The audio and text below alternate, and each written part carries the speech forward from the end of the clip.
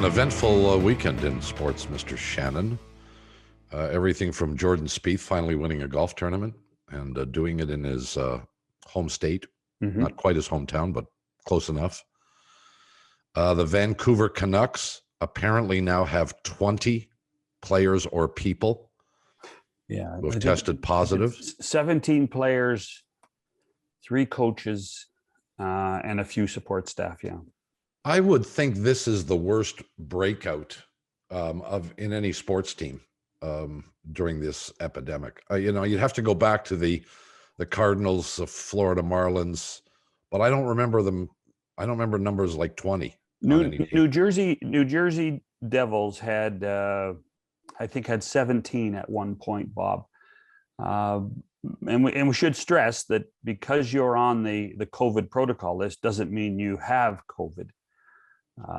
It's all about contact tracing and how close you were to the players. And there's a real concern that this variant that seems to be running amok in British Columbia is much more contagious and much more serious. So it's there are a ton of stories out there. I would challenge everybody to read them. Be cautious about their accuracy. The NHL's transparent to a point about what's going on and how it's managing it. But I fully believe now the Canucks were supposed to return to play on Thursday, and quite frankly, there's no chance of that, Bob. I don't expect it. I don't expect. Yeah, I'm going to say to you, I would think it'd be a surprise to me if they came back within 10 days. Well, I think in the end it'll be 14 total. And 14 total would be from last Wednesday.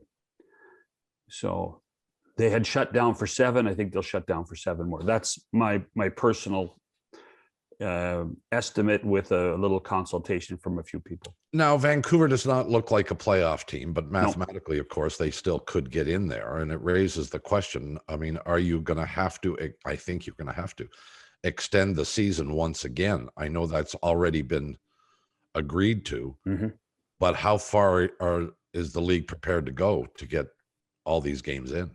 Well, quite frankly, it could be up to 7 games for the Canucks. And the question is, how much is it for other teams as well? Winnipeg has already lost 2 games to them. Calgary or Edmonton has lost a game to them already, and so have the Flames.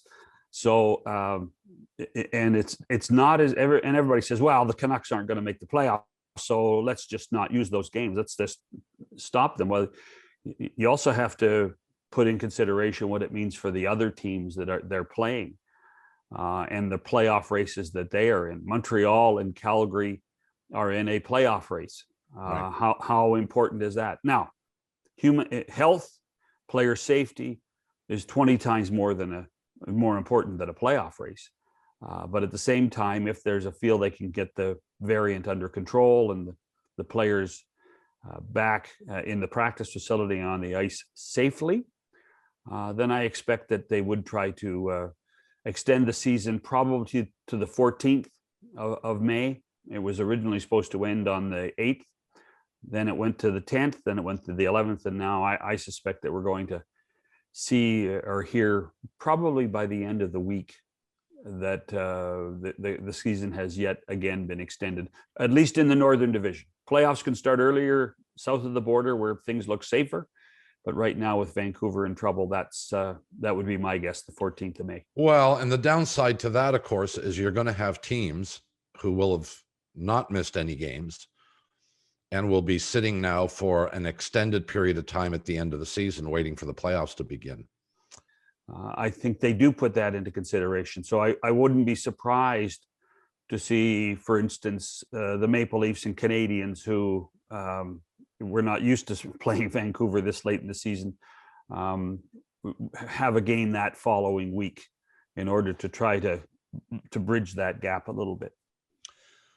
Well, do you cancel games if they are irrelevant?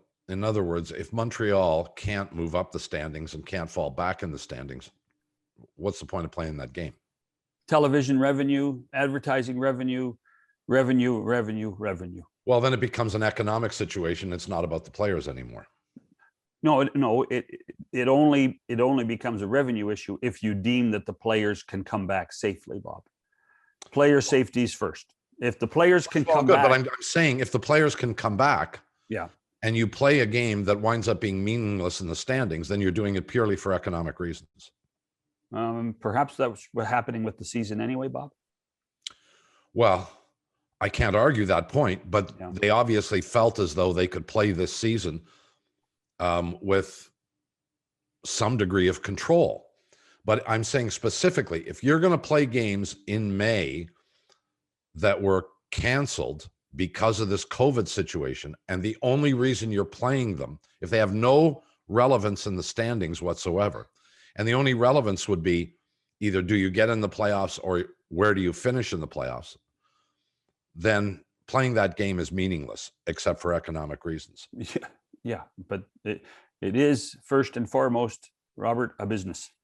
And you know that better than anyone. Well, I get it. I'm hypothesizing here, John. Yeah. You know, I mean, the notion of canceling games that have absolutely no meaning at the end of a season seems like a logical thing to do. Every game you play, every situation you expand gives you a greater chance of you're not wrong, but contagion. But when you consider that there are two teams in Canada, the television rights on a regional basis are $1 million a game. And if one of those games gets canceled, are you prepared to forfeit that? Are you prepared to tell the players involved in those regular season games, oh, by the way, we're canceling those games and you're not going to get a paycheck for those games? Are you I mean, it's a domino effect, Bob, of revenue. So well, but you can't, John, you can't talk about the importance of that the COVID spread is the most important thing to the NHL, and then turn around and say, but they should play games that are meaningless because you put a word in there that I didn't use, which is should. You didn't. I'm explaining the issue. I'm not necessarily saying that it's going to be the way, but it would not surprise me. Well, it wouldn't surprise me either because I understand how professional sports leagues work. Calgary Flames lost another hockey game to the Toronto Maple Leafs the other night.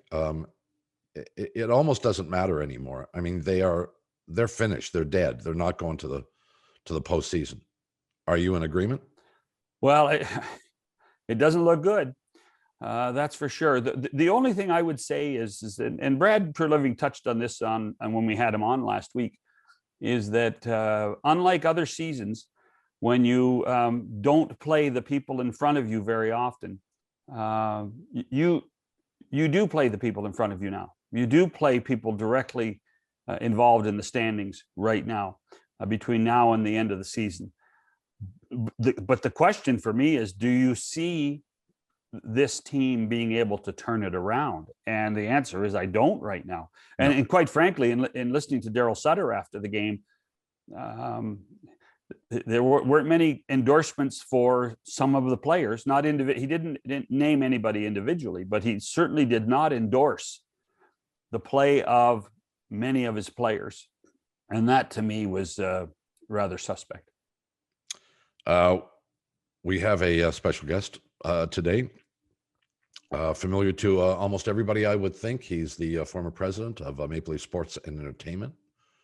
Ran the Sky Dome when it was called the Sky Dome, and some questions about that. When Richard Peddie joins us next after these messages.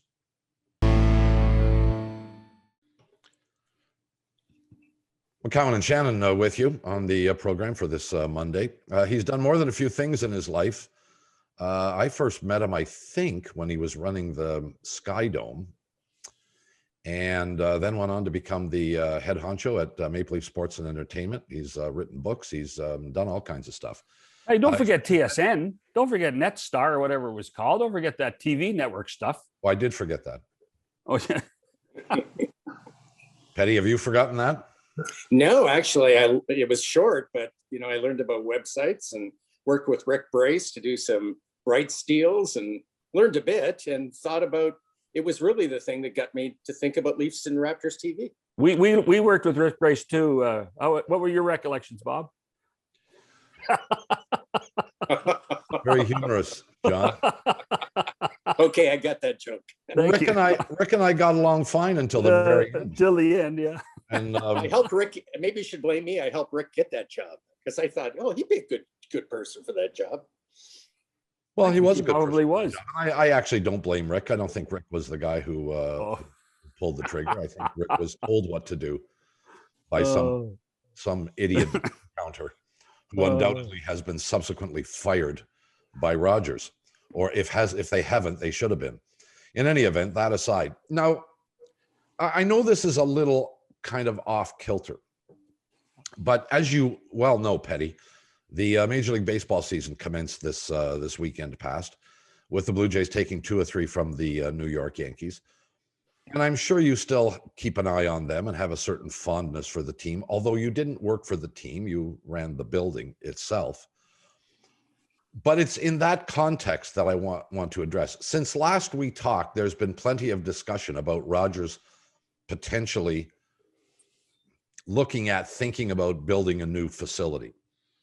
And I'm sure you and I have had numerous conversations about this in the past.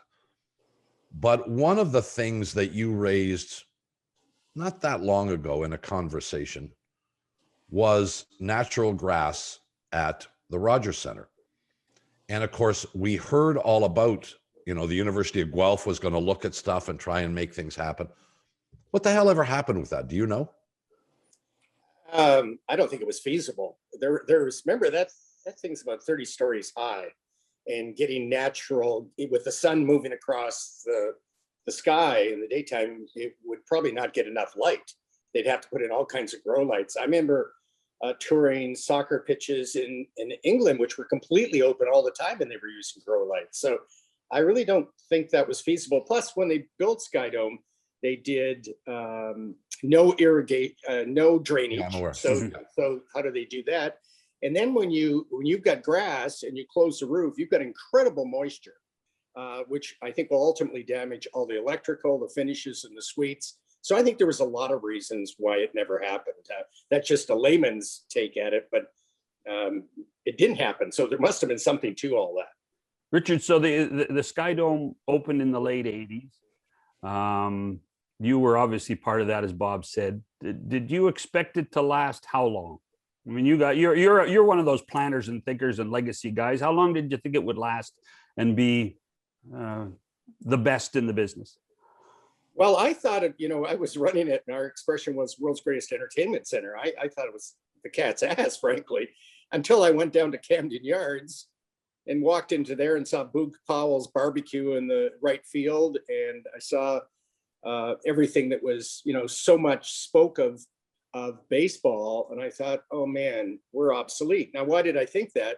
Because people were building sports-specific buildings, and that's what's happened. I think Skydome was the last great multi-use building that could do concerts and ice shows and basketball and baseball and football. They didn't happen after that, and that day it just kind of triggered me that, wow, this has got challenges. Physically, it's got enough concrete and steel in there. It can last 100 years, but it's just this big cavern now. 54,000 seats in those days. Now they've got that under 50. The average baseball stadium's 41,000, I think. So there's a bunch of things that pointed to and now it's kind of a dinosaur.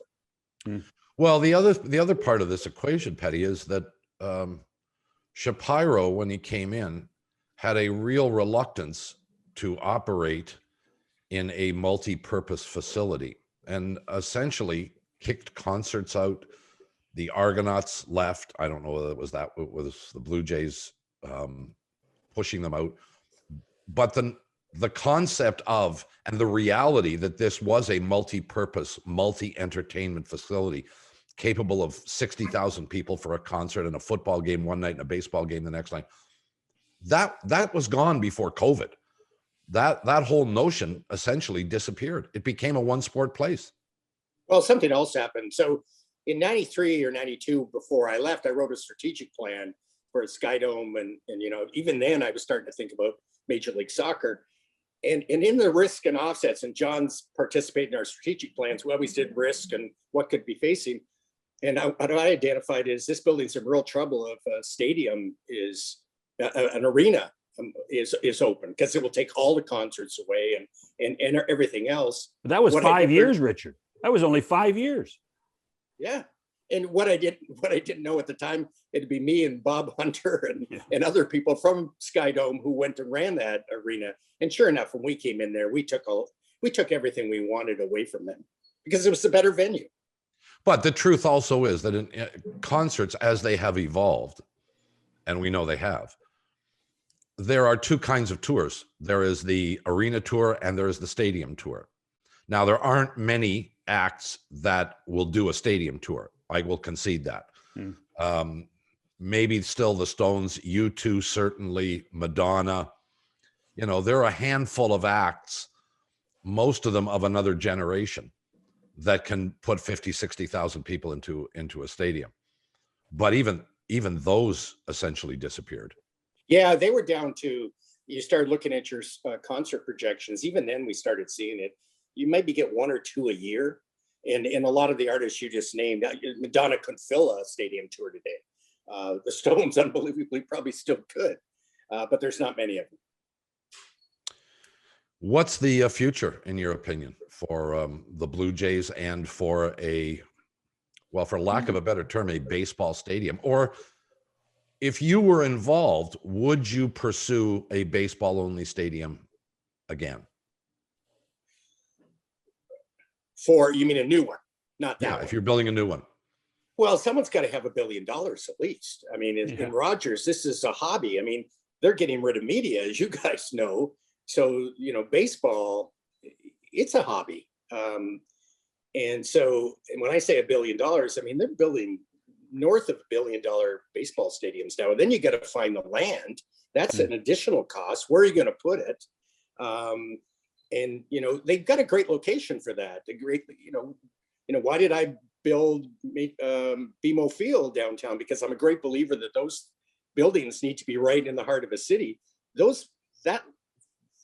That land doesn't exist now, unless maybe it's out in the Portlands someplace. But that's going to cost money. So does Rogers really have the appetite for something between $1 billion and $2 billion? When they probably in a darker moment, confidentially off record, say, do we really need this team? No, they need the team for the content, almost as much as anything else. You don't have to own the team to have the content. Someone else can buy them. You need to guarantee yourself of that. And the days of signing 20-year contracts for television and broadcast rights don't exist anymore. Yeah. That's true. I mean, it's a content play, but when you've got $1.5 billion that you just built in this arena that's just going to do 81 baseball games a year, you could say, I could use that money to buy a lot of content over the next many years. Yeah. But you touched on something that because Bob doesn't agree with us, Richard. I know that's a shock. You're a big believer in downtown. You think that that's important to. I think that's the one thing that the stadium has done. If you looked at where the city has grown downtown, it's grown around the stadium. It's done a magnificent job that way. Yeah, I still do. I mean, you look at the Ottawa Senators, they've always had trouble. It started with where they put that stadium. I can remember the bus rides on the team thing. Like, you want to get out of there before you get on that road, or you're going to miss your plane. So, yeah, it's just, I'm a great believer that that's where you put your things. And, we put two there and it kind of proved my case. And look, I'm not going to sit here and argue with you two guys. Well, you'd lose. Well, Ottawa's a 45-minute drive or whatever it is outside the city. It's not exactly in another part of the city. Downsview is the most valuable piece of undeveloped land in the country, has been for a long time and will continue to be. It is at the epicenter of the population of the GTA, almost exactly at the epicenter. And that's the place where the next stadium should be built. Whether it is or it isn't, I have no idea. And your point was real interesting, because there was an article a couple of months ago in one of the papers about Rogers looking at a new stadium, and seemed to imply that they actually could do what most other cities have done, and that is build the new one right next door to where the existing one is, and then after you're finished building the new one, you tear the old one down. But where is that? Where is that location? I don't know. It's all condos there now. The only place, Richard, south. would be the Roundhouse. The Roundhouse, Richard. I'm not sure it's big enough now. Yeah, no, neither am I. But well, I don't pretend to know either, but that was what the point of discussion was.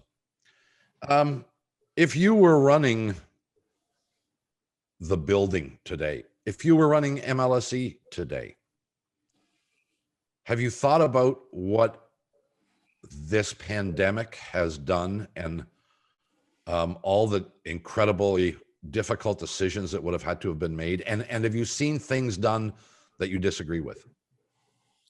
I was talking to Larry Tannenbaum last week at length, and I said, if I was CEO of MLSE today, I don't think I'd be a very good CEO. I mean, you've lost all the human touch. John knew how much I roamed around, at events all over the place.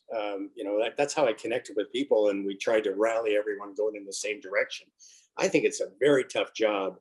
I honestly wouldn't want it the way it is right now. That said, I really like the way they've been, one of our core values when John and I were there was be leaders in the community.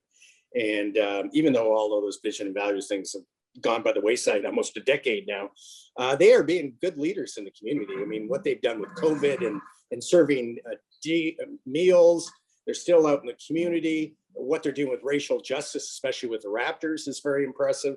So I think for that bit, I think they're doing well. And I think they're still paying the employees. John, do you know whether they are? Oh yeah. That's amazing. That's good for them. Well, I think the federal government might have helped a bit. Yeah, but still, I don't think that's going on anymore. So I think that ended in January. So yeah, have they laid them off since? Not that I mean, but let's face it, both teams, both big teams are now even the Marlies are playing again, and it's it's difficult to tell people we're going to cut your pay and still make you work in this. Yeah. Oh no, it is. But there are people like food and beverage and stuff. I mean, there's 700 full-time people there at one time. Right. Yeah. A lot of them could be let go. So I applaud it. So Bob, all in all, I can't fault what they're doing at all. What about what about the practical side? Would you rebuild the basketball team?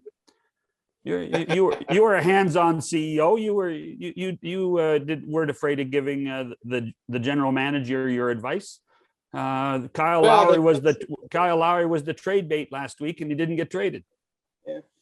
Well, they've got 3 talent. I think if you add up those salaries, I think they're $70-80 million in the next year or two. Boy, they've got a lot of sunk in those. And are they as good as they think? You keep waiting for OG to be what he's going to be. And Siakam has taken a step back. So I'm not sure they've got all that they think they've got. Lowry, amazing. Point guards start petering out at 31, 32. There's not many Chris Pauls and Lowrys. Do you bring him back? It's really tough. And it's not like they have their draft choices. They didn't pick up any extras, but they were smart. They didn't lose any. They don't really have much in the funnel right now. Masai's made brilliant moves. I hope he's got a couple more up his sleeve. Now, correct me if I'm wrong. Did he work for you when you were there at one point? No, he was working for Brian Colangelo. Okay. But I did get to know him when he moved down to Denver. I can remember they paid him like $500,000 to be a GM, and I said, "Oh man, they're really screwing you." And so we stayed in touch. But the Lewicki brought him back, and that was Lewicki's move, and it was a really smart move. With Richard Peddie, one of the things that I've talked a bit about, because I experienced it when I was at Sportsnet, was the hockey cult versus the basketball guys. The hockey guys hated the basketball guys. It was like a threat to their manhood. Sure. You lived through it from another perspective, having both franchises under your watchful eye. And Richard was a basketball guy, Bob. Did you sense what I mean, I didn't just sense it. It happened. It existed. Did it exist for you? Listen, I started out with the Raptors, and my job when I joined in 96, the fall of 96, was get that stadium built. And we had a motto, first one with a shovel in the ground wins, had a shovel in the ground by February. So there I was tangling with Steve Staver, who I used to sell green giant corn to, and Larry Tannenbaum, who I was close friends with. So there was that tension right away. But, you know, the Raptors had to be bought by the Leafs. If there had been two stadiums, I'm not sure there'd be a two arenas. There'd be a basketball team in Toronto, because there'd be too many suites and too few concerts to share and sponsors. So it had to happen.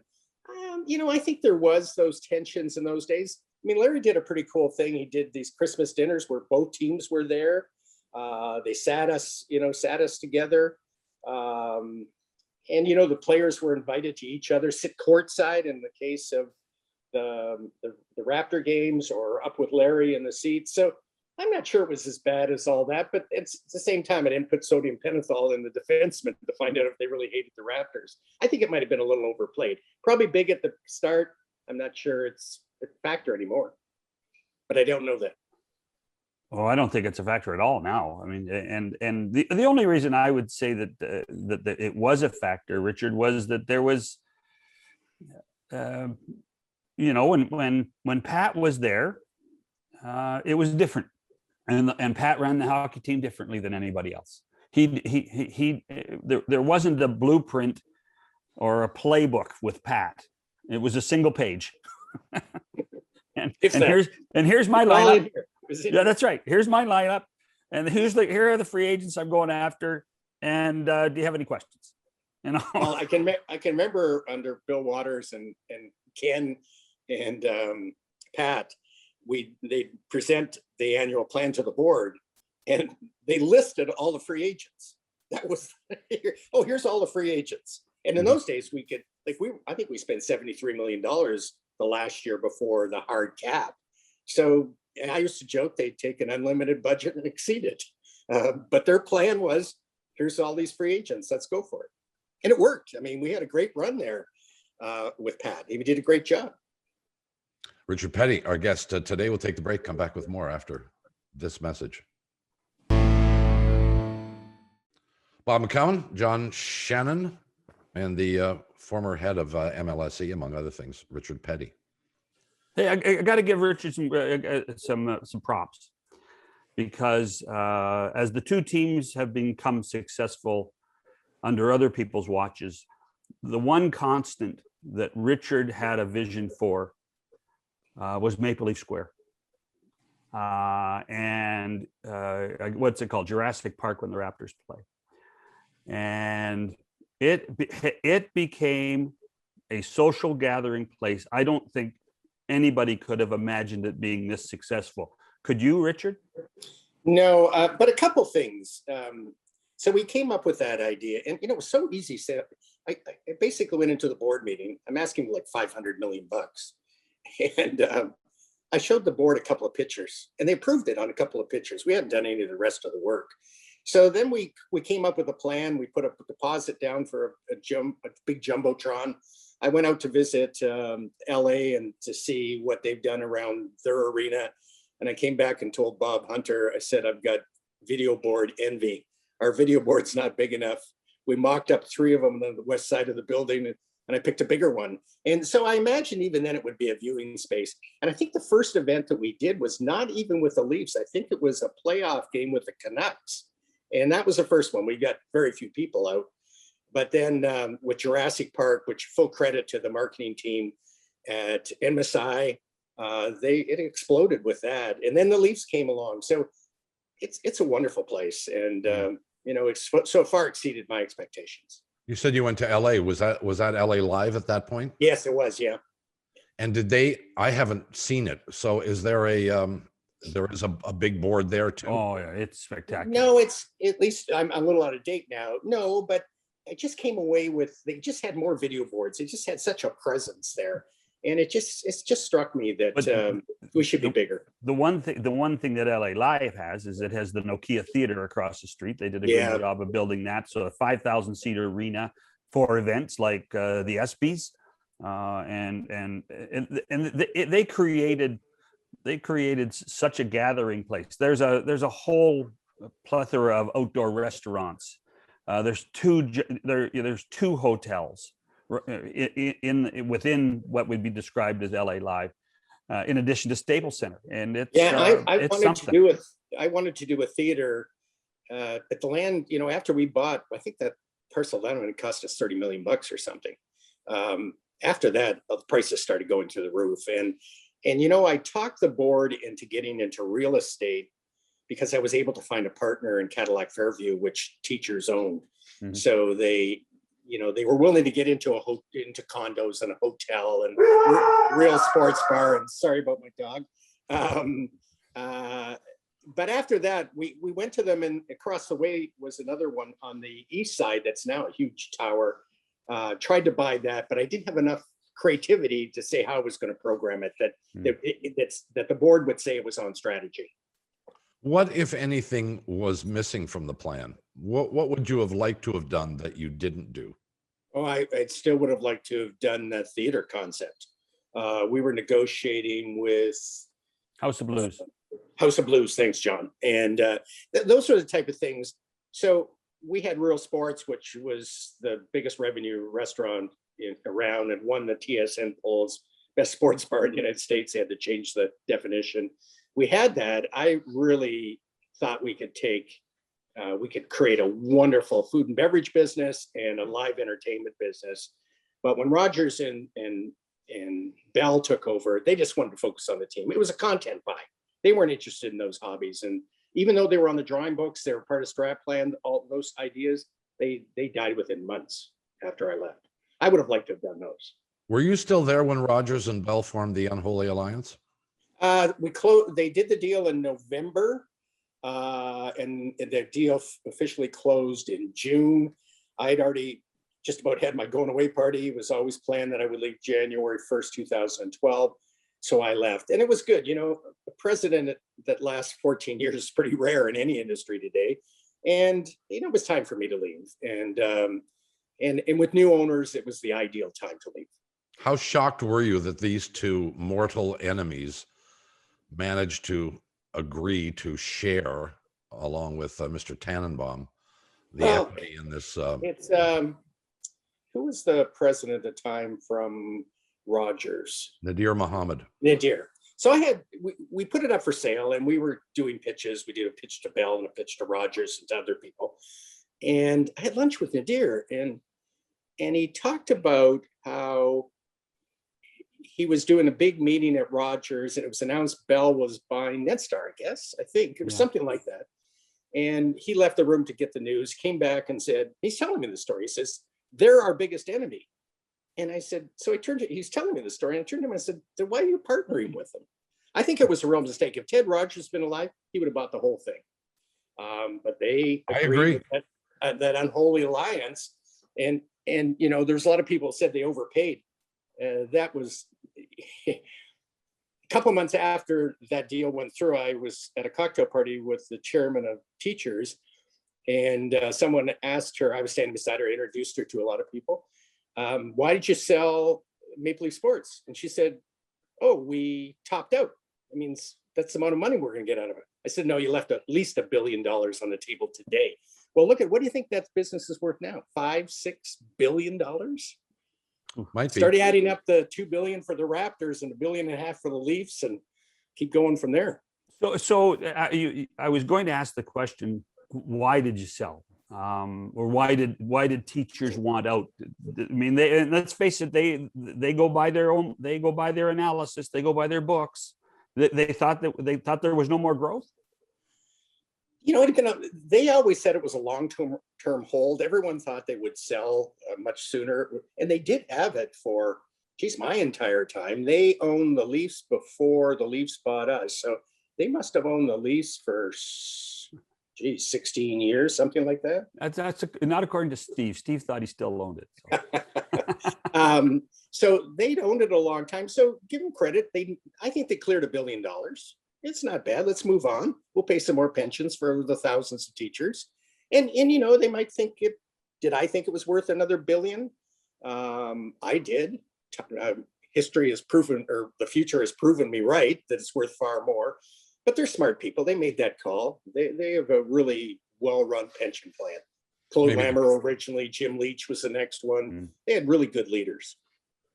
Well, and I'm not arguing your assessment of the value of the company at the time of the sale. The question would then be, would Rogers and Bell have pulled the trigger on the deal if it had been 2.5 instead of 1.5 or whatever it was? And that's I don't know, but eventually they would have. I think, I tried to talk this investment firm. I'm trying to remember, they were quite, and what was John working on, or what we were moving towards, was Real Sports, the Real Sports Network. We had all of our rights deals co-terminus. They were 6 months or a year and a half away. We'd have all of that. We had production. We had a very capable team that John created at where, I can't remember the name of it now. So we had production. We were doing live stuff. We had rights coming due. I think they bought it because they were in part afraid of that coming on. It was, whether it was Yankee Nets or a bunch of people doing that stuff. The interesting thing about what the vision was at MLSE at the point was that we had gone out and not just become a factor with our own little channels, but we had gone back into both networks, Sportsnet and to TSN, and taken production back from them. I think you were producing more live sports than anyone else in Canada. We were. I think we were. When you consider we were doing at that point 82 Raptor games, and we were doing all of the Leaf games for Sportsnet and for TSN, and we became and it was good for them because they could actually focus on other things. And we then TFC, and then we started finding out that exhibition games had value for the Leafs, and then the Marlies were filler, and you could shoot them, cost effectively. So we had a lot of live games. I know the answer I'm going to get to this question, but I'm going to ask it anyway. And John knows, well, I'm a traditionalist, and there's certain things that drive me crazy. The Toronto Maple Leafs, an historic franchise, an original six franchise, should not be wearing uniforms with which I am completely and utterly unfamiliar. and okay, you tweak the striping on the sleeve and you do this, that, and the other thing. I mean, I hated those uniforms that Ballard created with the white stripe all the way down the arm. And they brought them back, but they didn't put the white stripe on it. They put a gray stripe on it, which looks horrific. And you can't read the name on the back, and you can't read the number. Peddie, I mean, am I nuts? Or are you blaming these after me? No, but you're a brand guy. I'm not blaming you. I'm asking you, if you were the president, would you have let them do this crap? We have brand strategies for all of our teams, and the Leafs, I think, and this is my memory, traditional but contemporary, iconic. The blue was iconic. The Leaf was iconic. I think the Raptors have messed around more than the Leafs, but that's probably fair because the Leafs are 100 plus years old and have to be more consistent. I really am not following it these days to know that, and worrying about the uniform. So I don't think we did too many bad things when we were there. Tell you what, Richard, our buddy Kenny decided to put silver on the Leaf sweaters. I don't know if you remember this. He tried to put a silver piping on the Leaf numbers. And I let Kenny do what he wanted to do. Yeah. Yes, he did. Yeah. No, there's the line of the show so far. It was easier that way. That's right. I gotta, before we go, I gotta throw some names at you because again, I'm not trying to butter you up too much, but when you hear the names Dave Hopkinson, Mike Cosentino, Tom Pastore, Jeff DeLine, all guys that were groomed in your time at MLSE. Two of them are with the Islanders. The other guy's the chief marketing officer of Madison Square Garden in business New York. guy. Business guy. Yeah. And the other guy's going to do a similar job with the New York Mets. I mean, the tentacles that you created for people to learn on the job, and the MLSE vision seems to be a lot more places than just Toronto now. And you think Tom Anselmi's in Edmonton, Michael Doyle's in Vancouver. I mean, there's lots of people out there that followed the Peddie book? Well, they used to say I always judge a university by the quality of its alumni. I think the same speaks of business, and I'm really proud of them. My last book I dedicated to all the people that I worked with. They've gone on and done really well. There's name after name. So, I'm in touch with all of the names that you mentioned, some more than others. I'm thrilled for Hoppy. First of all, he knocks off Madrid, then he's in New York. They've really lost some talent in those four guys. I don't know who the current marketing and salespeople are there. Hopefully they develop good people. It's good to catch up with you. It's been a while since we chatted and saw each other. You going to run for politics? Not a chance. Yeah, I kept hearing your name. Richard Peddie's considering running for mayor of Toronto. Well, I realized that John Tory was going to kick my butt. So I figured, why even try to do that? So, name recognition. And also, I didn't think Toronto needed another old, rich, white guy doing that job. Well, whatever's next, if there's something next, let us know. And we'll be happy to have you back and promote the hell out of it. Okay, well, listen, great talking to you guys. Nice seeing you. Yeah, and, nice to see you too. Good luck with this. So far, so good. We're hanging in. Excellent. Richard Peddie, the former president of Maple Leaf Sports and Entertainment. Back to wrap it up after these messages.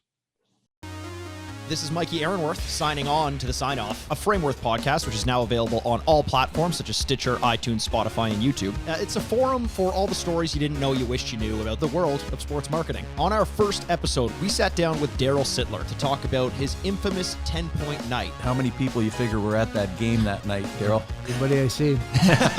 80, 100,000 people. Everybody swears up and down they were at that game. The Sign Off is available now wherever you get your podcasts. McCown and Shannon with you again. Our thanks to Richard Peddie for joining us. You like him now or what? You like him now? He and I have always had this love-hate relationship, and I don't know what the source of it is, but we've known each other for like 30 plus years. I think there's always a debate of very subliminally of who's the smartest guy in the room. And I think you guys try to outsmart each other. I really do. I think that I'm going to trip this guy up. And then Richard will say, well, I'm going to trip this guy up. All I know is that when you two are in the room with me, I'm third. And I'm happy with that. That's all. Well, that's the key. That's very humble of you to say. However, true. Now, yes. I know you wanted to talk about the college basketball game on Saturday. Yeah. Tell you what. UCLA Gonzaga, right? Yep. Yeah. And it's funny. I grew up about 200 miles from Spokane, Washington, where Gonzaga University is. And it's always had a very good basketball program. But this team won in overtime on a 45-foot shot off the backboard to beat UCLA. UCLA was the Cinderella of the tournament. It was 93-90, I think was the final. It was a hell of a basketball game, Bob. And I'll tell you what, I love college basketball, but I've watched maybe 4 all season. 10 minutes into the first half of this game, I was glued. I could not stop watching. It was a fantastic basketball game. Well, some of that I would assume is because you have some sort of affiliation, love affair, spirituality with Gonzaga. Yeah, but I've been to Final Fours. I've been to regionals. The tournament when pre-COVID is one of the great sporting events. I'm not sure about it this year because I'm always concerned about the health and safety of the players and everybody around it. But right. This one created a moment we will see for 50 years on television. And that's what makes it so special. Women's final was pretty good too. Stanford. Yeah, I would have to say. And how about pedigree there? Russell Wilson's sisters on that team. I mean, yeah, and a chance for Arizona to win it at the buzzer, and didn't happen.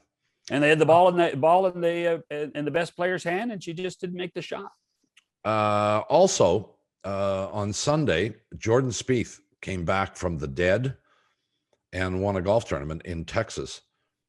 And how intriguing that it comes the week before Augusta, which still is, in my mind, the most important week in golf in the year for a whole variety of reasons. And I think if you pinned the players down to the ground and said, which is the one tournament you want to win the most, the Masters would be the one that would come up by far the most. Well, for Americans or for North Americans, yeah. Yeah, if you're British, of course you want to win the Open Championship, and maybe even some Europeans may say that, but I don't even know. There's a bunch of guys I think would rather win a Masters than win an Open Championship. But we're going to find out in a week. That's because you get invited every year for the rest of your life.